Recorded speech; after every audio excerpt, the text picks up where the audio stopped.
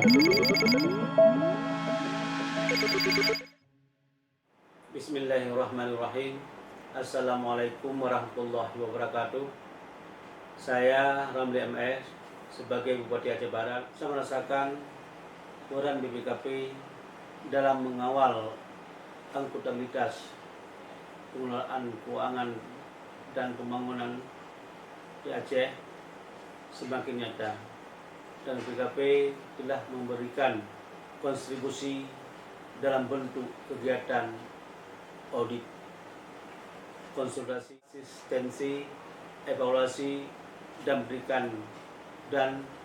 pelatihan.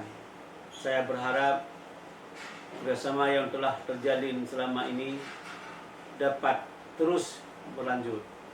Selamat ulang tahun BPKP yang ke-37. BPKP hadir bermanfaat untuk semua. Wassalamualaikum warahmatullahi wabarakatuh.